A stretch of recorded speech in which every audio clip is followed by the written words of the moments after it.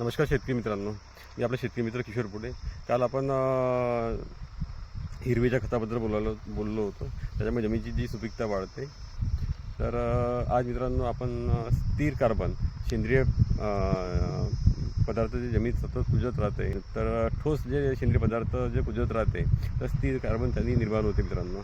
तर हे समोरच्या पिकासाठी आणि जमिनीच्या पोषणासाठी हे कंटिन्यूअस मिळत गेलेलं पाहिजे. हे बघा मित्रांनो, ही आपण पराठीची पण दरवर्षी आपण बारीक करतो.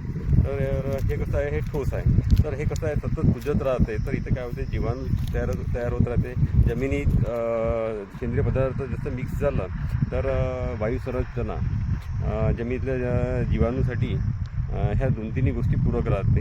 तर त्याच्यामुळे आपलं स्थिर कार्बन चांगल्या पद्धतीने तयार होते मित्रांनो.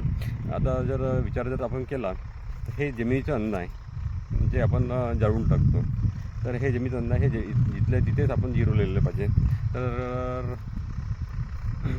तर काय होईल मित्रांनो, हे जसं आता जमिनीत हे इथे जसं कुजत आहे, तर इथे काय होतं मित्रांनो की जसं आता हे मागच्या वर्षी फोन होतं मित्रांनो. हे बघा या कंडिशनचं.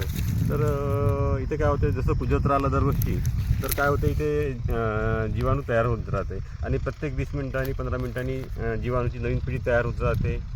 जसं ओलावा मिळाला तर नवीन पिढी तयार होत राहते, मरत राहते.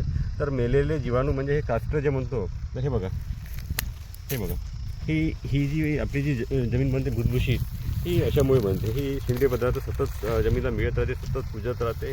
त्याच्यामुळे जमीन भुसभुशीत होते मित्रांनो. ही आता मित्रांनो कॉटनची जमीन आहे, पण ही बघा भुसभुशीतपणा बघा ह्या जमिनीचा. तर आता इथे आम्ही रोटावेटर मारत आहे, कॉटनला डबल रोटावेटर मारत आहे. तर याच्यामुळे जमिनीची आपल्याला सुपीकता टिकवून ठेवता येते. जमिनीची जी श्रीमंती आहे ही याच्यात आहे, जी आपण जाळून टाकतो. तर मित्रांनो, असं न करता आपण हे पदार्थ इथे जर कुजवत राहिलो तर जमिनीची आपल्याला श्रीमंती वाढते आणि पर्यायाने आपण या गोष्टी श्रीमंत होतो मित्रांनो. तर मित्रांनो, सेंद्रिय शेती करताना हा मुख्य जो धागा आहे, तर हा जुळवून ठेवा मित्रांनो आणि सेंद्रिय शेतीची काळजी करा. धन्यवाद मित्रांनो.